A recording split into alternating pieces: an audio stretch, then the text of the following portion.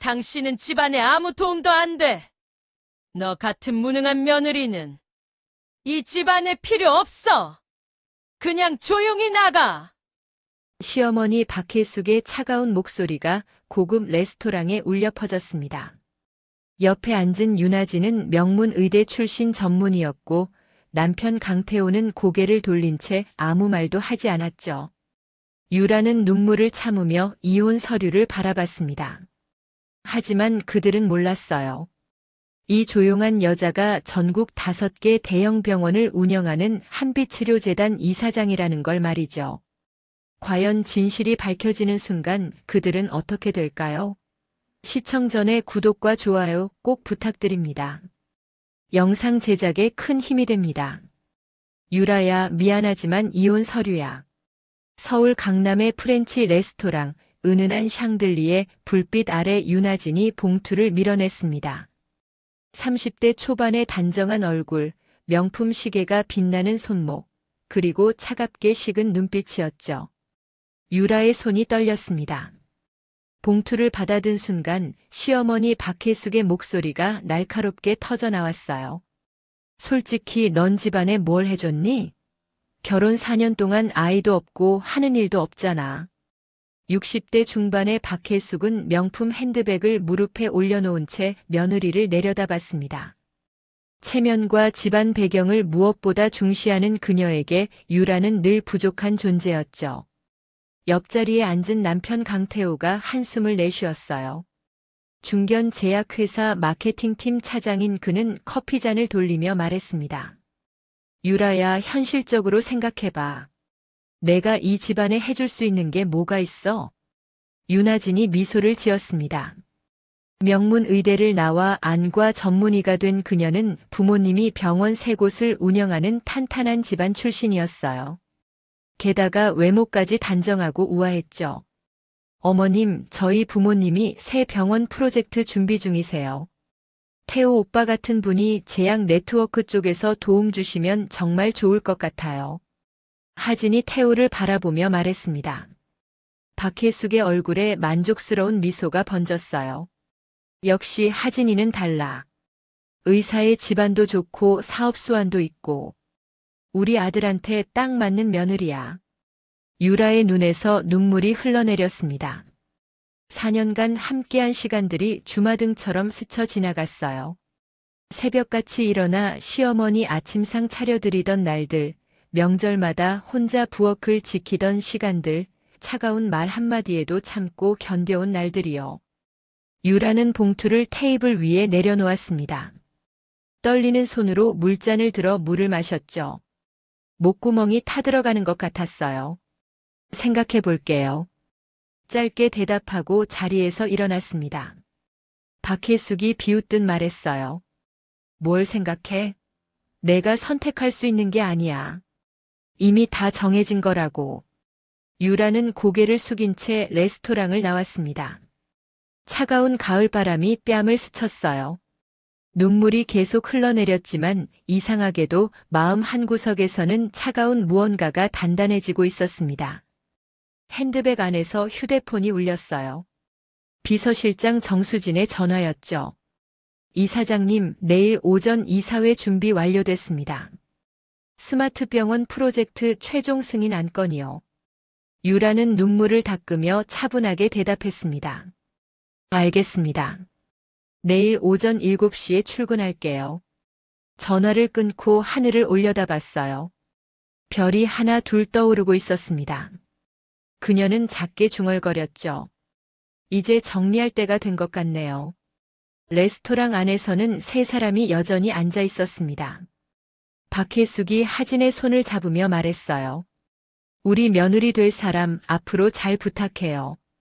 하진이 우아하게 고개를 끄덕였습니다. 하지만 그녀의 눈빛 깊은 곳에는 알 수 없는 계산이 숨어 있었어요. 태호는 창밖을 바라보며 복잡한 표정을 지었지만 곧 고개를 돌려 하진과 대화를 나누기 시작했죠. 그들은 몰랐습니다. 자신들이 방금 버린 여자가 얼마나 큰 존재인지를요. 그리고 그 선택이 앞으로 얼마나 큰 후회로 돌아올지 상상도 하지 못했습니다. 유라는 택시를 잡아타고 집으로 향했습니다. 용산구의 작은 아파트, 시댁 근처에 얻은 30평짜리 빌라였어요. 현관문을 열고 들어서자 어둠이 그녀를 맞이했습니다. 불을 켜지 않은 채 거실 소파에 앉았어요. 눈물이 다시 흘러내렸지만 이번엔 분노와 결심이 섞여 있었습니다. 내일부터 모든 게 달라질 거예요. 작게 속삭이며 노트북을 켰습니다. 화면에는 한빛치료재단의 로고가 떠올랐어요. 그녀는 이메일을 열어 임시 이사회 소집 요청서를 작성하기 시작했습니다. 새벽 2시까지 서류 작업을 마치고 침대에 누웠어요. 눈을 감았지만 잠은 오지 않았습니다. 레스토랑에서의 장면이 계속 머릿속을 맴돌았죠. 유라는 눈을 뜨고 천장을 바라봤어요. 그녀의 눈빛에는 더 이상 눈물이 없었습니다. 대신 차갑고 단단한 결의만이 빛나고 있었죠. 새벽 5시 30분 알람이 울렸습니다. 유라는 눈을 떴어요. 잠을 거의 자지 못했지만 몸을 일으켜 세웠습니다. 욕실로 들어가 차갑게 식은 물로 세수를 했죠. 거울 속에 자신을 바라봤어요. 붓기가 남아있는 눈, 창백한 얼굴이었습니다. 화장을 했습니다. 가볍게 파운데이션을 바르고 립밤을 발랐어요. 옷장을 열어 회색 가디건과 검은 슬랙스를 꺼냈습니다. 평범하고 수수한 차림이었죠. 집을 나설 때는 늘 이런 옷차림이었어요. 현관문을 조용히 열고 나갔습니다. 복도는 고요했어요. 엘리베이터를 타고 지하 주차장으로 내려갔습니다. 낡은 소형차가 그녀를 기다리고 있었죠. 시동을 걸고 아파트를 빠져나왔어요. 새벽의 서울거리는 한산했습니다. 강남으로 향하는 길 차 안에서는 뉴스가 흘러나왔어요. 한빛치료재단이 추진 중인 스마트병원 프로젝트가 업계의 주목을 받고 있습니다. 총 1조 2천억 원 규모의 이번 프로젝트는 유라는 라디오를 껐습니다. 30분 후 강남의 한 빌딩 지하 VIP 전용 주차장에 도착했어요. 차에서 내려 트렁크를 열었습니다. 작은 캐리어가 놓여 있었죠. 캐리어를 끌고 전용 엘리베이터에 올랐어요. 카드를 찍자 최상층 버튼이 활성화됐습니다. 엘리베이터가 올라가는 동안 유라는 깊게 숨을 들이마셨어요. 20층에서 문이 열렸습니다. 넓은 로비가 펼쳐졌어요. 한빛치료재단 본부였습니다. 이사장님 안녕하세요. 비서실장 정수진이 미소를 지으며 다가왔습니다. 40대 중반의 능력 있는 여성이었죠. 유라는 고개를 끄덕이며 말했어요. 오늘 일정 브리핑해 주세요. 사무실로 걸어가며 정수진이 태블릿을 켰습니다. 오전 7시 30분 경영진 회의, 9시 스마트병원 프로젝트 최종 검토, 11시 이사회입니다. 오후에는 해외병원 네트워크 화상회의가 예정되어 있어요. 유라는 사무실 문을 열었어요. 넓고 현대적인 공간, 통유리 너머로 서울 시내가 한눈에 들어왔습니다. 캐리어를 열어 정장으로 갈아입었어요. 네이비 재킷에 화이트 블라우스, 그리고 7cm 힐이었습니다. 거울 앞에 섰어요. 완전히 다른 사람이 되어 있었습니다. 카리스마 넘치는 이사장의 모습이었죠. 머리를 단정하게 올려 묶고 진주 귀걸이를 착용했습니다. 회의실로 향했어요. 경영진 10명이 이미 자리에 앉아 있었습니다. 유라가 들어서자 모두 일어나 인사했죠. 이사장님 안녕하십니까? 유라는 상석에 앉았습니다. 정수진이 자료를 배포했어요. 스마트병원 프로젝트 현황 보고드리겠습니다. 기획이사 김동욱이 발표를 시작했습니다. 대형 스크린의 설계도가 떠올랐어요. 최첨단 의료 시스템을 갖춘 종합병원 건립 계획이었습니다. 총 사업비 1조 2천억 원, 부지 확보 완료, 인허가 진행 중입니다. 예상 완공일은 2년 후이며 완공 시 연간 2만 명 이상의 환자를 수용할 수 있습니다. 유라는 자료를 꼼꼼히 검토했어요. 날카로운 질문을 던졌습니다. 의료기기 도입 업체 선정은 어떻게 되고 있나요? 김동욱이 다음 페이지를 넘겼습니다. 세 곳의 업체와 협상 중입니다. 다음 주까지 최종 결정할 예정이에요. 유라는 고개를 끄덕였어요. 회의가 2시간 동안 진행됐습니다. 모든 안건을 검토하고 승인했죠. 회의가 끝나고 사무실로 돌아왔어요. 정수진이 커피를 가져왔습니다. 이사장님, 오늘 좀 피곤해 보이세요. 유라는 창밖을 바라보며 커피를 한 모금 마셨어요. 괜찮습니다. 오늘 이사회 준비는 다 됐죠? 네, 모든 자료 준비 완료했습니다. 시계가 오전 10시 50분을 가리켰어요. 유라는 자리에서 일어나 회의실로 향했습니다. 이사 6명이 이미 도착해 있었죠. 안녕하십니까, 이사장님. 유라는 인사를 받으며 자리에 앉았어요. 이사회가 시작됐습니다. 오늘 안건은 스마트 병원 프로젝트 최종 승인입니다. 재무이사가 예산안을 발표했어요. 자금 조달 계획, 수익 예측, 리스크 관리 방안이 상세히 설명됐습니다. 유라는 각 이사들의 의견을 들었어요. 찬성 의견이 압도적이었습니다. 마지막으로 유라가 말했죠. 그럼 스마트 병원 프로젝트를 최종 승인하겠습니다. 내년 1월 착공을 목표로 준비해 주세요. 박수가 터져 나왔습니다.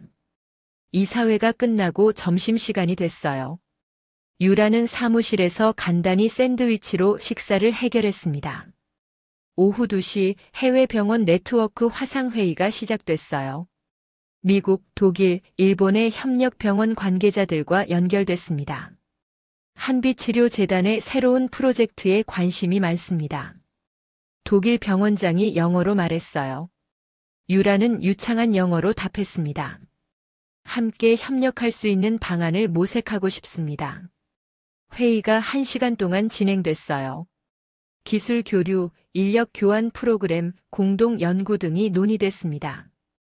회의가 끝나고 유라는 의자에 깊이 기대 앉았어요. 정수진이 들어와 말했습니다. 이사장님, 오늘 일정 모두 끝났습니다. 유라는 시계를 봤어요. 오후 4시였습니다. 감사합니다. 먼저 퇴근하세요. 정수진이 나가고 유라는 혼자 남았어요. 창밖을 바라봤습니다. 해가 서쪽으로 기울고 있었죠. 다시 캐리어를 열어 수수한 옷으로 갈아입었어요. 회색 가디건, 검은 슬랙스, 그리고 소박한 립밤이었습니다. 거울을 보니 평범한 주부의 모습으로 돌아와 있었어요. 엘리베이터를 타고 내려가 주차장으로 향했습니다. 낡은 소형차에 시동을 걸었어요. 집으로 향하는 길 마음이 무거웠습니다. 오후 6시 아파트에 도착했어요. 엘리베이터를 타고 올라갔습니다. 현관문을 열고 들어서자 텅 빈 집이 그녀를 맞이했죠. 불을 켰어요. 거실 소파에 앉아 핸드폰을 확인했습니다. 남편 태호에게서 온 메시지가 있었어요. 오늘 늦게 들어갈게. 저녁 챙겨 먹어. 유라는 핸드폰을 내려놓았습니다. 부엌으로 가서 냉장고를 열었어요. 남은 반찬으로 간단히 저녁을 차렸습니다. 혼자 밥을 먹으며 창밖을 바라봤어요. 낮에는 수백 명의 직원을 거느린 이사장이었지만 밤에는 투명인간 같은 며느리였습니다. 이 이중 생활이 얼마나 더 지속될 수 있을까요? 유라는 작게 한숨을 내쉬었어요. 주말 오전 유라는 시댁을 방문했습니다. 박혜숙의 집은 강남의 고급 아파트 단지에 있었어요. 40평대의 넓은 평수였습니다. 현관문을 열고 들어서니 윤아진이 이미 와 있었죠. 어머님, 이거 백화점에서 샀어요. 드셔보세요. 하진이 고급 한과 세트를 건네며 밝게 웃었습니다. 박혜숙의 얼굴에 만족스러운 미소가 번졌어요. 역시 하진이는 센스가 있어. 유라야, 너도 좀 배워. 유라는 고개를 숙이고 부엌으로 향했어요. 설거지를 하며 거실에서 들려오는 대화를 들었습니다. 요즘 병원 인허가 절차가 정말 복잡해졌어요. 특히 의료기기 도입 관련해서요. 하진이 차를 마시며 말했습니다. 태우가 관심을 보였어요. 그래? 구체적으로 어떤 부분이 어려운데? 하진이 몸을 앞으로 기울였습니다. 대형 의료재단들이 신규 프로젝트 진행할 때 어떤 절차를 거치는지 궁금해요. 예를 들어 한빛의료재단 같은 곳은요. 유라의 손이 멈췄습니다. 귀를 기울였어요. 한빛의료재단? 거기 요즘 엄청 큰 프로젝트 한다던데. 1조 넘는 규모래. 태호가 말했습니다. 박혜숙이 감탄했어요. 1조? 와, 그 정도면 정말 대단한 거네. 하진이 슬쩍 질문을 던졌습니다. 오빠 제약회사 다니시니까 그런 정보 접할 수 있지 않아요? 어떤 의료기기 업체랑 계약한다든지 인허가 일정이라든지요. 태우가 고개를 끄덕였어요. 회사 네트워크로 알아볼 수는 있지. 왜 필요해? 하진이 웃으며 대답했습니다. 저희 부모님 병원도 확장 계획 중이거든요. 참고하려고요. 유라는 불길한 예감이 들었습니다. 하진의 접근이 우연이 아니라는 생각이 들었어요. 설거지를 마치고 거실로 나왔습니다. 차 더 드릴까요? 유라가 조심스럽게 물었어요. 박혜숙이 손을 내저었습니다. 됐어. 하진이가 이미 다 준비했으니까. 하진이 유라를 올려다보며 미소를 지었어요. 그 미소 뒤에 숨은 의도를 유라는 느낄 수 있었습니다. 언니 평소에 뭐 하세요? 하진의 질문에 유라는 잠시 망설였어요. 그냥 집에 있어요. 박혜숙이 비웃듯 말했습니다. 그러게. 하는 일도 없이 놀고만 있지. 태우는 아무 말하지 않았어요. 그저 휴대폰만 보고 있었습니다. 유라는 소파 구석에 앉아 조용히 있었죠. 점심시간이 되었어요. 유라는 부엌에서 음식을 준비했습니다. 하진이 따라 들어왔어요. 언니 도와드릴게요. 괜찮아요. 혼자 할 수 있어요. 유라가 정중히 거절했습니다. 하지만 하진은 옆에 서서 계속 말을 걸었어요. 언니 결혼 생활 어때요? 적응하기 힘들지 않았어요? 유라는 야채를 썰며 대답했습니다. 처음엔 힘들었죠. 지금은 괜찮아요. 하진이 싱크대에 기대며 말했습니다. 저도 곧 이 집 며느리가 될 것 같아요. 어머님이 많이 좋아하시는 것 같거든요. 유라의 손이 잠깐 멈췄어요. 하지만 아무 말하지 않았습니다. 하진이 계속 말했죠. 언니는 혹시 한빛의료재단에 대해 아세요? 유라는 고개를 들었어요. 하진의 눈빛이 날카롭게 빛났습니다. 아니요, 잘 몰라요. 짧게 대답하고 다시 요리에 집중했어요. 하진은 실망한 듯 부엌을 나갔습니다. 점심 식사가 차려졌어요. 네 사람이 식탁에 둘러앉았습니다. 박혜숙이 하진에게 반찬을 계속 권했어요. 하진아, 이것도 먹어봐. 맛있어. 감사합니다, 어머님. 하진이 공손하게 받아 먹었습니다. 유라는 조용히 밥을 먹었어요. 누구도 그녀에게 말을 걸지 않았습니다. 식사 후 태호의 핸드폰이 울렸어요. 회사 동료의 전화였습니다. 응, 지금? 알았어. 조금 이따 갈게. 전화를 끊고 태호가 말했습니다. 회사에 급한 일이 생겼어요. 먼저 갈게요. 박혜숙이 고개를 끄덕였어요. 그래, 일 중요하지. 하진이는 좀 더 있다가. 태호가 나가고 세 여자만 남았습니다. 박혜숙이 하진의 손을 잡았어요. 하진아, 우리 집안 며느리 되면 잘 부탁해. 열심히 할게요, 어머님. 하진이 밝게 웃었습니다. 유라는 보이지 않는 존재처럼 구석에 앉아 있었어요. 저녁때가 되어 유라는 집으로 돌아왔습니다. 현관문을 열고 들어서니 태호가 이미 와 있었어요. 오늘 우리 엄마랑 하진 씨가 잘 지냈어? 태호가 소파에 앉아 물었습니다. 유라는 가방을 내려놓으며 대답했어요. 네, 잘 지냈어요. 태호는 더 이상 아무 말하지 않았습니다. TV를 켜고 뉴스를 봤어요. 유라는 침실로 들어가 문을 닫았습니다. 침대에 앉아 핸드폰을 켰어요. 비서실장 정수진의 메시지가 와 있었습니다. 이사장님, 누군가 우리 재단 프로젝트 정보를 캐고 다닌다는 제보가 들어왔습니다. 내일 오전에 보고 드리겠습니다. 유라의 표정이 굳어졌어요. 하진의 얼굴이 떠올랐습니다. 오늘 나눈 대화들, 은근히 던진 질문들이 이제야 명확하게 보였어요. 계획된 접근이었구나. 작게 중얼거렸습니다. 분노보다는 차가운 냉정함이 밀려왔어요. 유라는 노트북을 켜서 회사 메일을 확인했습니다. 내일 아침 긴급 회의를 잡아주세요. 정수진에게 메시지를 보냈어요. 곧 답장이 왔습니다. 알겠습니다, 이사장님. 유라는 노트북을 닫았습니다. 창밖을 바라봤어요. 서울의 야경이 반짝이고 있었습니다. 그녀의 마음속에서 무언가가 결정되는 순간이었죠. 월요일 아침 유라는 평소보다 일찍 회사에 도착했습니다. 오전 6시 30분, 아직 해가 완전히 뜨지 않은 시간이었어요. 사무실로 들어가 정장으로 갈아입고 책상 앞에 앉았습니다. 정수진이 7시에 도착했어요. 손에는 두꺼운 파일을 들고 있었습니다. 이사장님, 조사 결과입니다. 파일을 열었어요. 윤하진이라는 이름이 여러 번 나타났습니다. 그녀가 한빛치료재단 직원들에게 접근한 기록, 프로젝트 정보를 캐물은 내용이 상세히 적혀 있었어요.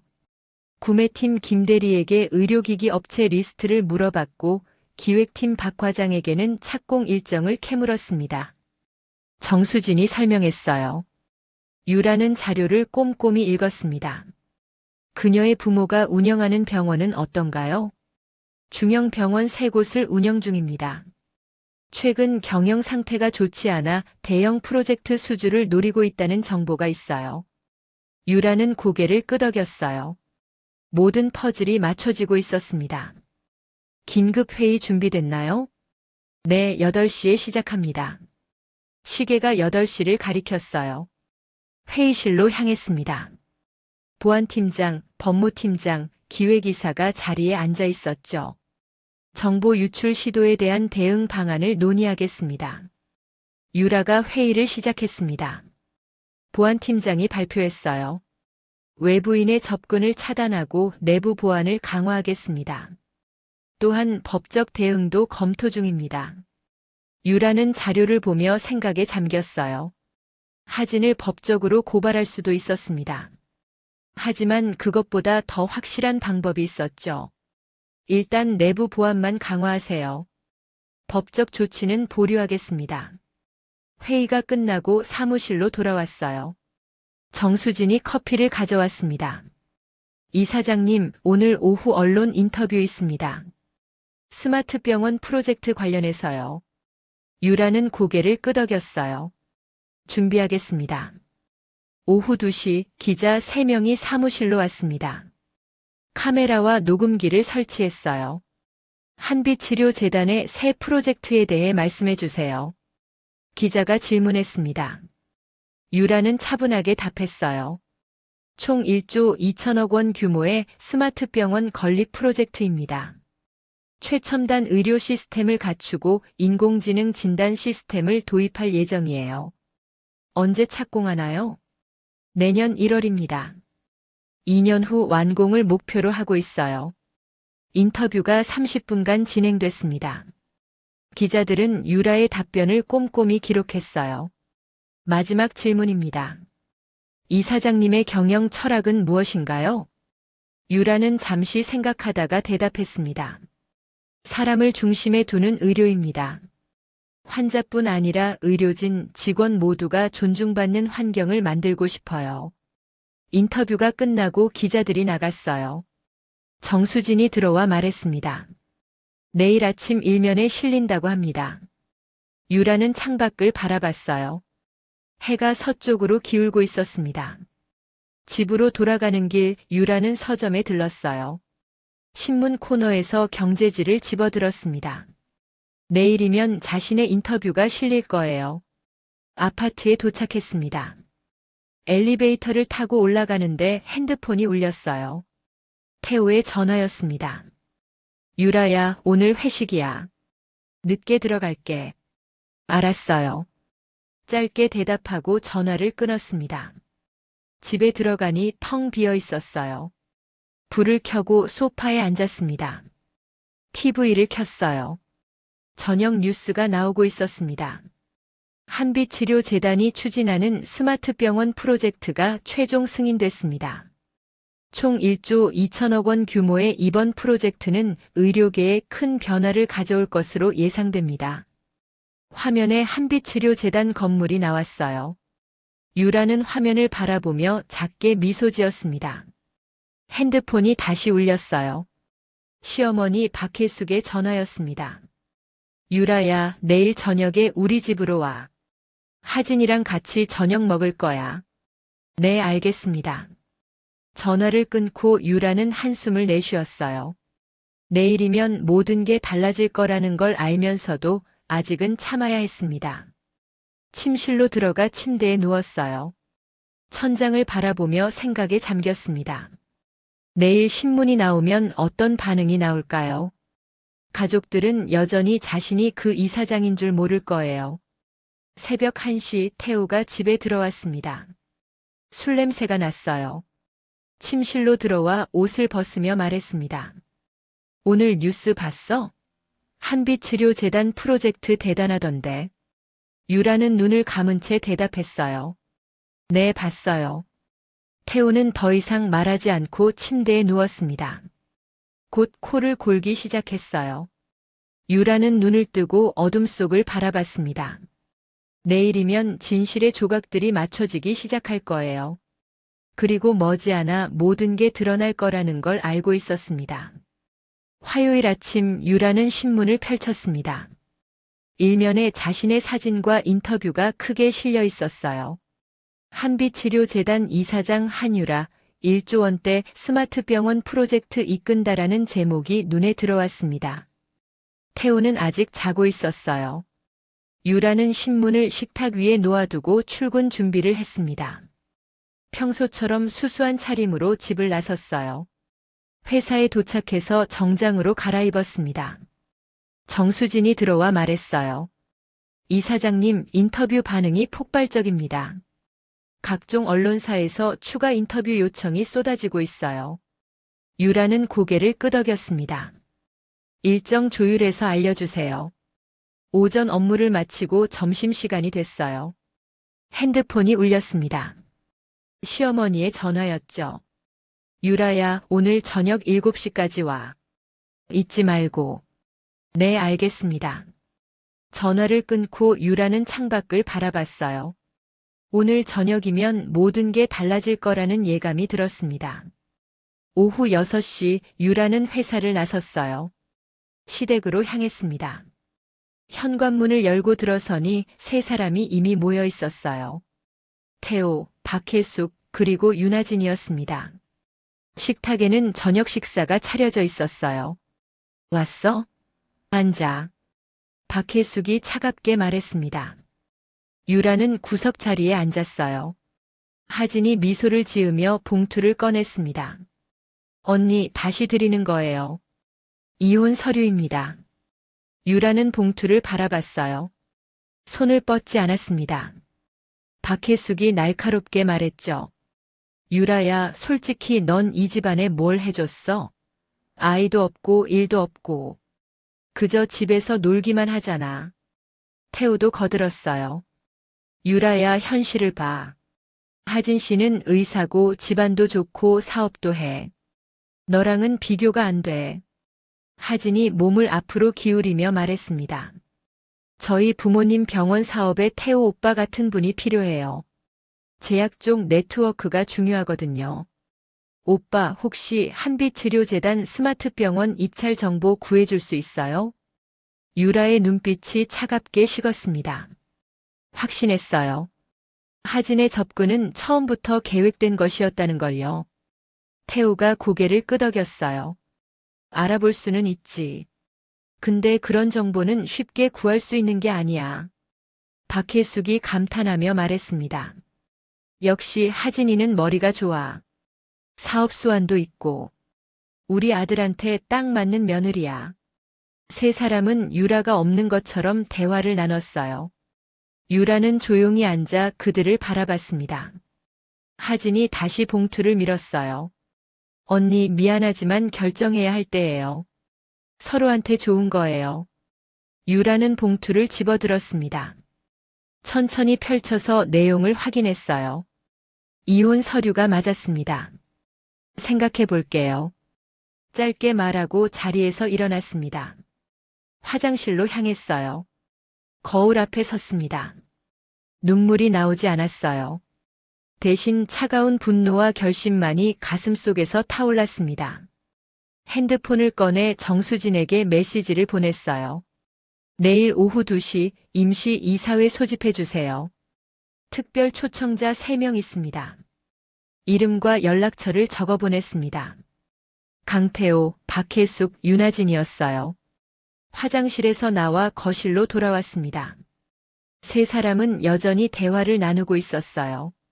제가 먼저 갈게요. 유라가 말했습니다. 박혜숙이 손을 내저었어요. 그래, 가. 내일까지 결정해서 알려줘. 유라는 고개를 숙이고 현관문을 나섰습니다. 엘리베이터를 타고 내려가는 동안 심장이 빠르게 뛰었어요. 차에 올라타 시동을 걸었습니다. 집으로 향하지 않고 회사로 갔어요. 밤 9시 빌딩은 한산했습니다. 사무실로 올라가 불을 켰어요. 책상 앞에 앉아 노트북을 열었습니다. 내일 이사회 자료를 준비하기 시작했어요.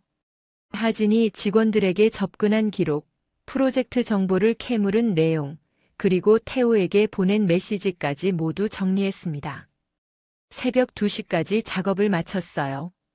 완벽했습니다. 내일이면 모든 게 드러날 거예요. 사무실 소파에 누워 잠깐 눈을 붙였습니다. 알람이 울려 눈을 떴어요. 오전 6시였습니다. 샤워를 하고 정장으로 갈아입었어요. 거울 앞에 섰습니다. 카리스마 넘치는 이사장의 모습이었죠. 오전 9시 정수진이 출근했어요. 이사장님, 초청장 발송했습니다. 세 분 모두 참석하신다고 확인했어요. 유라는 고개를 끄덕였습니다. 회의실 준비 완벽하게 해주세요. 정수진이 나가고 유라는 혼자 남았어요.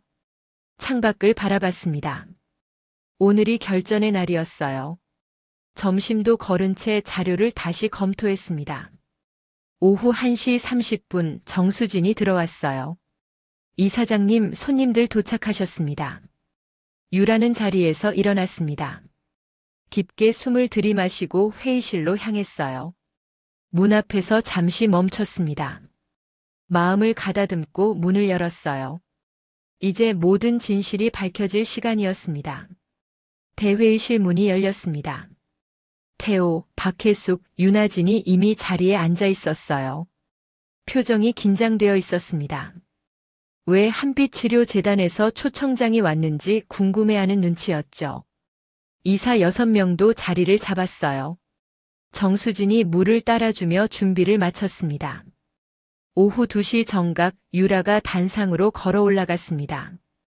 네이비 정장 차림, 7cm 힐을 신고 머리는 단정하게 올려 묶었어요. 카리스마가 넘쳤습니다. 태호의 눈이 커졌어요. 박혜숙은 입을 벌린 채 얼어붙었습니다. 한빛치료재단 이사장 한유라입니다. 유라의 목소리가 회의실에 울려 퍼졌습니다. 태호가 의자에서 일어나려다 다시 주저앉았어요. 하진의 얼굴이 새하얗게 변했습니다. 오늘 임시 이사회를 소집한 이유는 최근 발생한 정보 유출 시도에 대해 보고드리기 위해서입니다. 유라가 리모컨을 눌렀어요. 대형 스크린에 자료가 떴습니다. 하진이 한빛치료재단 직원들에게 접근한 기록이었죠. 지난 2주간 윤하진이라는 인물이 우리 직원들에게 반복적으로 접근했습니다. 프로젝트 정보, 입찰 일정, 협력업체 리스트 등을 캐물었어요. 화면이 넘어갔습니다. 하진이 구매팀 김대리와 나눈 대화 녹음 파일이 재생됐어요. 한빛치료재단 스마트병원 프로젝트 의료기기 업체 어디로 결정됐어요? 하진의 목소리가 선명하게 들렸습니다. 김대리가 당황하며 대답하는 소리도 녹음되어 있었어요. 그런 정보는 공개할 수 없습니다. 박혜숙이 하진을 돌아봤어요. 하진은 고개를 숙인 채 아무 말도 하지 못했습니다. 유라가 다음 자료를 보여줬어요. 하진이 태호에게 보낸 메시지였습니다. 오빠, 한빛치료재단 스마트병원 입찰 정보 좀 구해줄 수 있어요? 저희 부모님 병원이 참여하고 싶어 하세요. 태호가 답장한 내용도 보였어요. 알아볼게. 회사 네트워크 통해서 알아봐 줄 수 있어. 회의실이 숨소리조차 들리지 않을 만큼 조용했습니다. 이사들이 심각한 표정으로 자료를 바라봤어요. 유라가 다시 말했습니다. 더 심각한 건 이 접근이 제 가족을 통해 이루어졌다는 점입니다. 윤아진은 제 남편에게 접근해 이혼을 종용하면서 동시에 회사 정보를 빼내려 했어요. 스크린에 레스토랑에서의 대화 녹음이 재생됐습니다. 박혜숙의 목소리가 들렸어요. 솔직히 넌 집안에 뭘 해줬니? 결혼 4년 아이도 없고 하는 일도 없잖아. 하진의 목소리도 이어졌습니다. 미안하지만 이혼 서류예요. 언니는 해줄 게 뭐가 있어요? 박혜숙의 얼굴이 붉어졌어요. 부끄러움과 충격이 뒤섞인 표정이었습니다. 태호는 고개를 들지 못했어요. 유라가 화면을 끄고 청중을 바라봤습니다. 저는 한빛치료재단의 공동 창립자이자 최대 주주 42%를 보유하고 있습니다. 10년 전 아버지와 함께 이 재단을 설립했고 5년 전 이사장직을 맡았어요. 박수가 터져 나왔습니다. 이사들이 일어나 박수를 쳤어요. 유라는 담담하게 말을 이었습니다. 하지만 제 가족은 이 사실을 몰랐습니다. 저는 평범한 주부로 살고 싶었거든요. 사랑하는 사람들과 진심으로 관계를 맺고 싶었어요. 목소리가 잠깐 떨렸습니다. 하지만 곧 다시 차분해졌어요. 그런데 제가 깨달은 건 존중 없는 관계는 의미가 없다는 거예요. 제가 무엇을 하든 어떤 가치를 지니든 그들에게 저는 투명인간이었습니다. 태호가 자리에서 일어났어요. 유라야, 미안해. 나는 정말 몰랐어. 다시 시작할 수 없을까? 유라는 고개를 저었습니다. 늦었어요. 저를 존중하지 않았던 순간들, 제 말을 무시했던 시간들, 그 모든 게 쌓여서 이제는 돌이킬 수 없는 지점에 왔어요. 박혜숙이 떨리는 목소리로 말했어요. 며느리. 아니, 이사장님. 제가 잘못했습니다. 용서해 주세요. 유라는 차갑게 대답했습니다. 용서는 하겠습니다. 하지만 관계를 회복할 생각은 없어요. 각자의 길을 가는 게 좋겠어요. 하진이 자리에서 일어나 도망치듯 회의실을 나갔습니다. 태호와 박혜숙도 비틀거리며 일어났어요. 유라가 마지막으로 말했습니다. 이혼 서류는 제가 먼저 작성해서 보내드리겠습니다. 재산 분할은 필요 없어요. 그냥 깔끔하게 정리하죠. 태호가 문 앞에서 멈춰 섰어요. 뒤돌아보며 말했습니다. 유라야, 내가 정말 미안해. 유라는 대답하지 않았습니다. 그저 창밖을 바라볼 뿐이었어요. 세 사람이 나가고 회의실에는 이사들만 남았습니다. 재무이사가 조심스럽게 물었어요. 이사장님 괜찮으십니까? 유라는 고개를 끄덕였습니다. 괜찮습니다. 오히려 홀가분해요. 이제 진짜 제 삶을 살 수 있을 것 같아요. 회의가 끝나고 유라는 사무실로 돌아왔습니다. 정수진이 차를 가져왔어요. 이사장님 정말 대단하셨어요. 유라는 차를 마시며 미소 지었습니다. 이제 시작이에요. 앞으로 할 일이 많아요. 창밖을 바라봤어요. 해가 기울고 있었습니다. 새로운 시작을 알리는 석양이었죠. 일주일 후 유라는 이혼 서류에 서명을 마쳤습니다. 변호사 사무실에서 태호와 마주 앉았어요. 태호는 여러 번 말을 걸려 했지만 유라는 담담하게 서류만 확인했습니다. 재산 분할은 없습니다. 각자 가진 것만 가지고 갈게요. 유라가 말했어요. 태우가 고개를 들었습니다. 유라야, 적어도 내가 번 돈은 필요 없어요. 저는 충분히 가지고 있으니까요. 서류에 마지막 서명을 했습니다. 변호사가 서류를 정리하며 말했어요. 이제 법적으로 이혼이 성립됩니다. 2주 후 최종 확정될 거예요. 유라는 자리에서 일어났습니다. 태우를 마지막으로 바라봤어요. 행복하세요. 짧게 말하고 사무실을 나왔습니다. 엘리베이터를 타고 내려가는 동안 눈물이 흘렀어요. 하지만 후회는 없었습니다. 다음 날 유라는 새 집으로 이사했습니다. 회사 근처 고급 오피스텔 30층 펜트하우스였어요. 통유리 창으로 서울 시내가 한눈에 들어왔습니다. 짐은 많지 않았어요. 옷 몇 벌과 책, 그리고 노트북이 전부였습니다. 새 가구를 주문하고 인테리어를 시작했어요. 일주일 후 집이 완성됐습니다. 모던하고 깔끔한 스타일이었어요. 유라는 소파에 앉아 커피를 마시며 창밖을 바라봤습니다. 정말 제 집이네요. 작게 중얼거렸습니다. 처음으로 온전히 자신만의 공간을 가진 기분이었어요. 회사에서는 새로운 프로젝트가 시작됐습니다. 해외 병원 네트워크 확장이었어요. 이사회에서 유라가 발표했습니다. 미국, 유럽, 동남아시아 주요 도시의 협력 병원을 구축하겠습니다. 의료기술 교류와 인력 양성 프로그램을 운영할 거예요.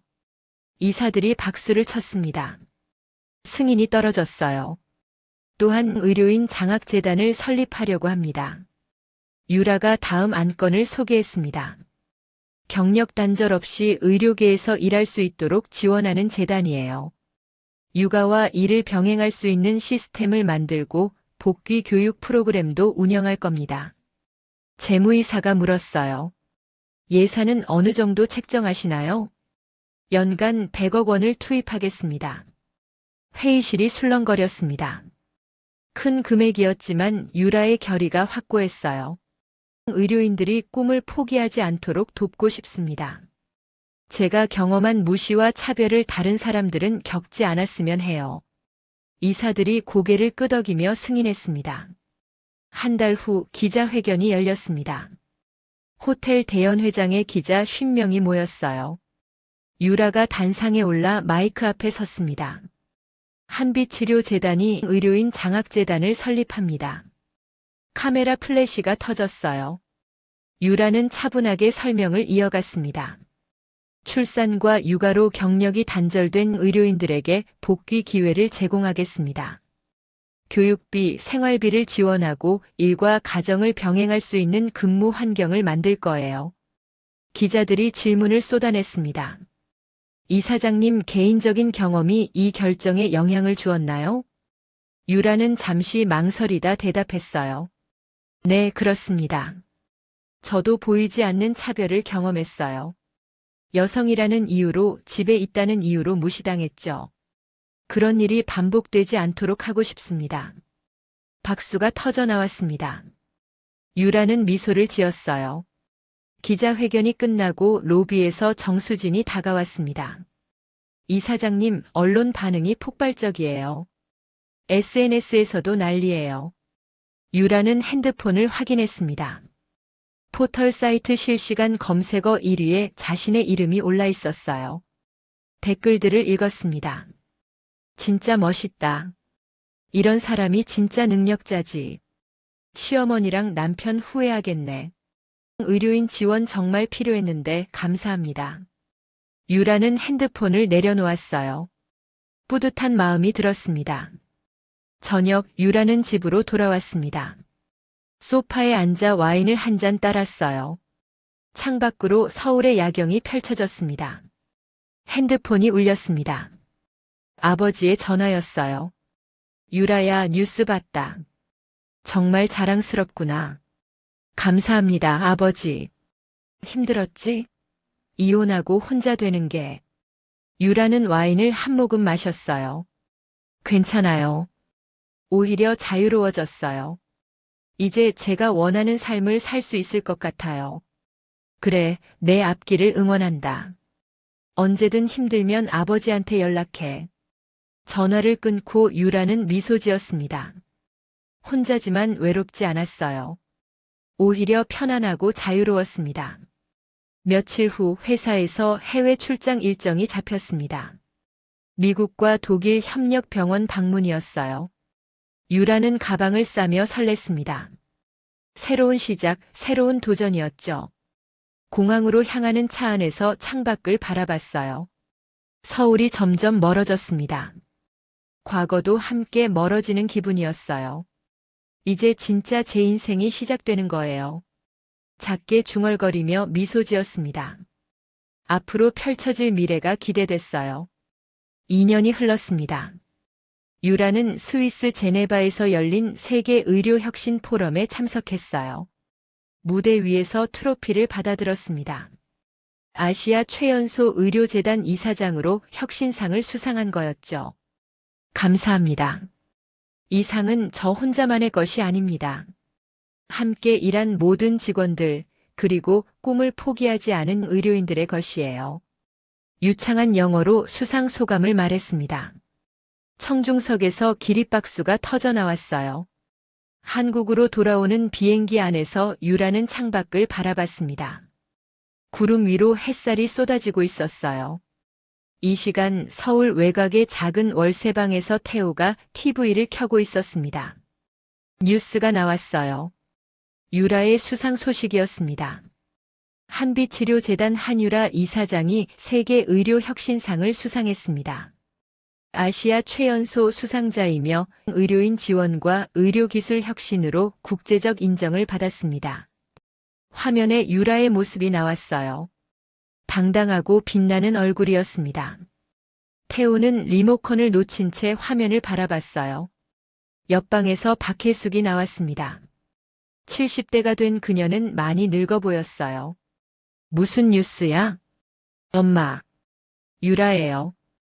박혜숙도 화면을 봤습니다. 손으로 입을 막았어요. 저게 우리 며느리였는데. 태우는 고개를 떨어뜨렸습니다. 2년 전 하진과 재혼했지만 모든 게 잘못됐었어요. 하진의 부모가 운영하던 병원들이 의료사고로 연쇄 폐업했습니다. 거액의 배상금이 발생했고 태우는 연대보증을 선 상태였어요. 회사에서도 해고당했습니다. 정보 유출 시도가 알려지면서 신뢰를 잃은 거였죠. 지금은 작은 회사에서 계약직으로 일하고 있었어요. 하진과도 이혼했습니다. 돈이 없어지자 그녀는 떠나버렸어요. 태호와 박혜숙은 월세방에서 근근히 살아가고 있었습니다. 엄마, 그때 알았어야 했어요. 유라가 얼마나 대단한 사람인지. 태호의 목소리가 떨렸습니다. 박혜숙도 눈물을 흘렸어요. 내가 금덩이를 내쫓았구나. 그렇게 무시하고 함부로 대했는데. 화면 속 유라는 인터뷰를 하고 있었습니다.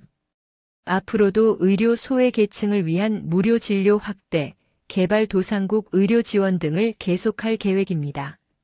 모든 사람이 좋은 의료 서비스를 받을 수 있는 세상을 만들고 싶어요. 태호가 TV를 껐습니다. 어둠 속에서 두 사람은 말없이 앉아 있었어요. 내가 잘못했어, 엄마. 유라를 지켜야 했는데 오히려 내가 버렸어. 박혜숙은 대답하지 못했습니다.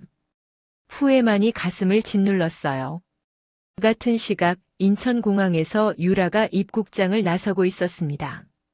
정수진과 직원들이 꽃다발을 들고 기다리고 있었어요. 이사장님 축하드립니다. 유라는 환하게 웃으며 꽃을 받았습니다. 모두 함께 이룬 성과예요. 감사합니다. 차에 올라타 회사로 향했어요. 창밖으로 서울의 풍경이 지나갔습니다. 핸드폰을 확인했어요. 축하 메시지가 수백 개 쌓여 있었습니다. 하나하나 읽으며 미소 지었어요. 회사에 도착했습니다. 로비에 직원들이 도열해 있었어요. 이사장님 축하합니다. 일제히 박수를 쳤습니다. 유라는 고개를 숙여 인사했어요. 사무실로 올라갔습니다. 책상 위에는 각종 축하 화환과 선물이 놓여 있었어요. 창밖을 바라봤습니다. 서울의 스카이라인이 눈부시게 빛나고 있었어요. 저 멀리 한빛치료재단이 건립 중인 스마트 병원도 보였습니다. 정수진이 차를 가져왔습니다. 이사장님, 내일 일정 확인해 주세요. 장학재단 1기 수료생 간담회가 있습니다. 유라는 고개를 끄덕였어요. 그래요. 직접 참석하겠습니다. 다음 날 유라는 장학재단 행사에 참석했습니다. 경력 단절 후 복귀한 의료인 20명이 수료증을 받았어요. 눈물을 흘리는 사람도 있었습니다. 한 사람이 유라에게 다가왔어요. 이사장님, 정말 감사합니다. 저는 출산 후 5년간 일을 못했어요. 포기하려던 순간에 이 프로그램을 알게 됐죠. 이제 다시 의사로 일할 수 있어요. 유라는 그녀의 손을 잡았습니다. 축하해요. 당신의 노력이 만든 결과예요. 행사가 끝나고 유라는 혼자 옥상으로 올라갔습니다. 저녁 노을이 하늘을 물들이고 있었어요. 바람이 불었습니다. 머리카락이 날렸어요. 유라는 난간에 기대어 도시를 내려다봤습니다. 2년 전 레스토랑에서 이혼 서류를 받던 순간이 떠올랐어요. 무시당하고 투명인간 취급받던 날들이 생각났습니다. 하지만 이제는 달랐어요. 자신의 가치를 증명했고 다른 사람들을 도울 수 있는 힘을 가졌습니다. 가치는 다른 사람이 정하는 게 아니에요. 스스로 만들어가는 거죠. 작게 중얼거리며 미소 지었습니다. 핸드폰이 울렸어요. 새로운 프로젝트 제안서였습니다. 아프리카 의료 지원 사업이었어요. 유라는 제안서를 읽으며 고개를 끄덕였습니다. 승인하겠습니다. 내년부터 시작하죠. 답장을 보내고 핸드폰을 내려놓았어요. 해가 완전히 지고 별이 뜨기 시작했습니다. 유라는 하늘을 올려다봤어요. 별빛이 반짝이고 있었습니다. 이제 진짜 제 인생이에요. 누구도 무시할 수 없는 제가 만들어가는 삶이죠. 바람이 다시 불었습니다. 유라는 깊게 숨을 들이마셨어요. 자유롭고 당당했습니다.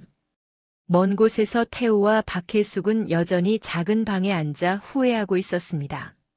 하지만 유라는 더 이상 그들을 생각하지 않았어요. 앞만 보며 걸어갈 뿐이었습니다. 더 많은 사람들을 돕고 더 큰 변화를 만들어갈 거였어요. 하늘의 별이 더 밝게 빛났습니다. 유라의 미래를 축복하는 것처럼요.